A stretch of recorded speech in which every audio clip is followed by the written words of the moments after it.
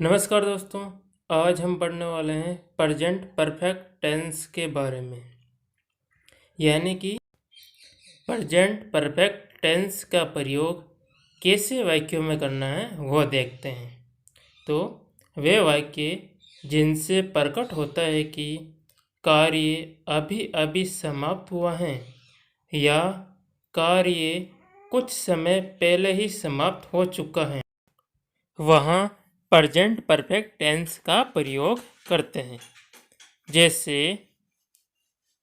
राम ने खाना खा लिया है या राम खाना खा चुका है।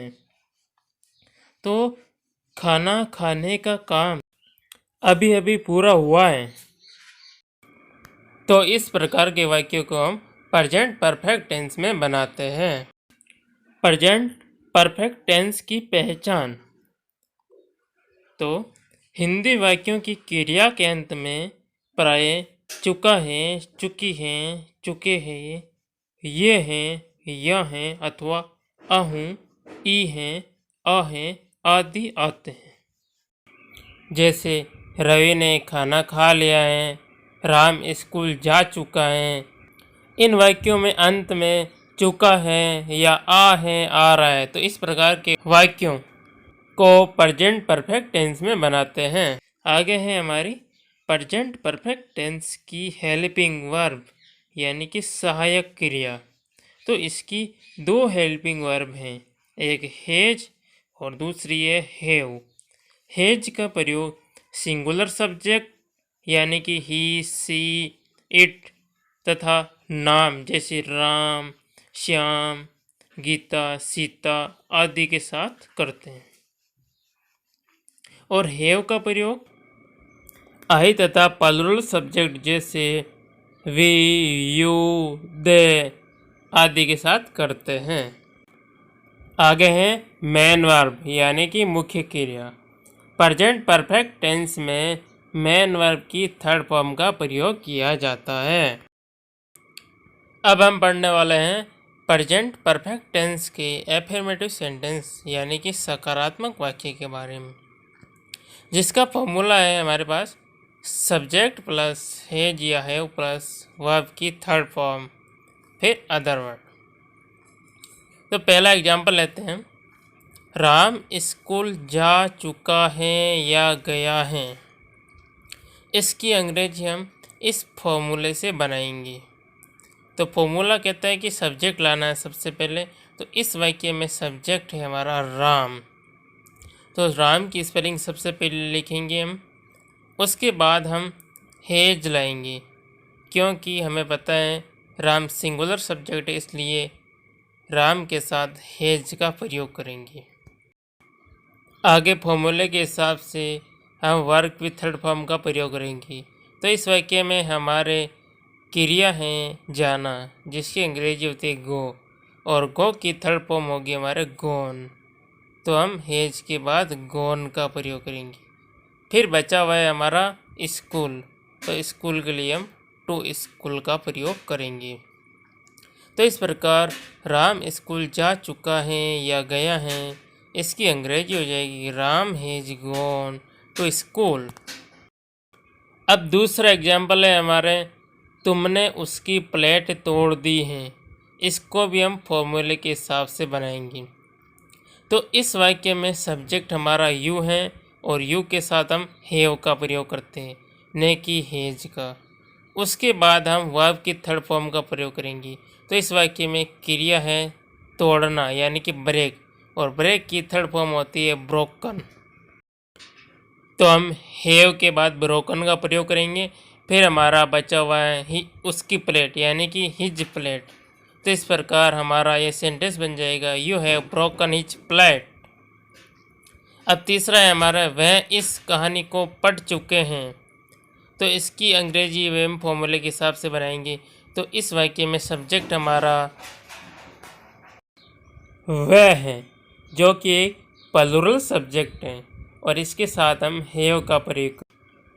तीसरे वाक्य में वह इस कहानी को पढ़ चुके हैं, इसमें क्रिया है पढ़ना, जिसकी अंग्रेजी होती है रीड, और इसकी थर्ड फॉर्म भी होती है रीड। तो अब हम हैव के बाद रीड का प्रयोग करेंगे। इसके पश्चात हमारा वाक्य में बचा हुआ है इस कहानी, तो इस कहानी के लिए हम दिस स्टोरी का प्रयोग करेंगे। तो इस प्रकार हमारा वाक्य बनेगा they have read this story. चौथा वाक्य है हमारा वह भोजन पका चुकी हैं। इस वाक्य में सब्जेक्ट है वह, जिसकी अंग्रेजी होती है सी। इसके साथ हम हैज का प्रयोग करेंगे, क्योंकि हमें पता है सी एक सिंगुलर सब्जेक्ट है और हैज का प्रयोग सिंगुलर सब्जेक्ट के साथ करते हैं। अब इस वाक्य में क्रिया है पकाना, जिसकी अंग्रेजी होती है कुक और उसकी थर्ड फॉर्म होती है कुक्ड। हैज के बाद कुक्ड का प्रयोग करेंगे। फिर हमारा बचा हुआ है भोजन, तो भोजन के लिए हम फूड का प्रयोग करेंगे। तो इस प्रकार वह भोजन पका चुकी हैं, इसकी अंग्रेजी हो जाएगी सी हैज कुक्ड फूड। पांचवा वाक्य है हमारा वह अभी अभी बाहर गया है। इस वाक्य में सब्जेक्ट है वह, यानी कि ही, और ही के साथ हम हैज का प्रयोग करते हैं।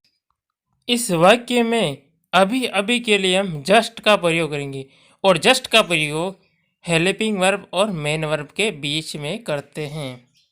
अब जस्ट के बाद हम क्रिया जाना, जिसकी अंग्रेजी होती है गो और गो की थर्ड फॉर्म होती है गोन, तो जस्ट के बाद हम गोन का प्रयोग करेंगे।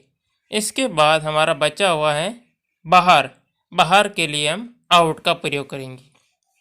तो इस प्रकार वह अभी अभी बाहर गया है, इसकी अंग्रेजी हो जाएगी he has just gone out. अगला यानी कि छठा वाक्य है हमारा वह पहले ही मुझे अपनी समस्या बता चुका है। तो इस वाक्य में सब्जेक्ट है वह, जिसकी अंग्रेजी होती है ही, और ही के साथ हम हैज का प्रयोग करते हैं।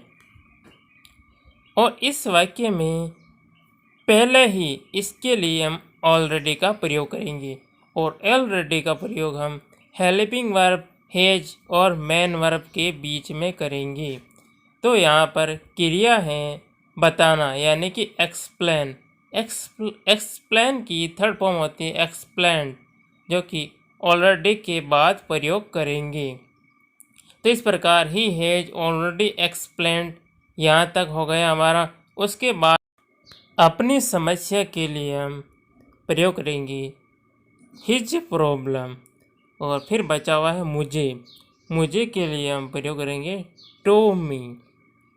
तो इस प्रकार वह पहले ही मुझे अपनी समस्या बता चुका है, इसकी अंग्रेजी हो जाएगी he has already explained his problem to me.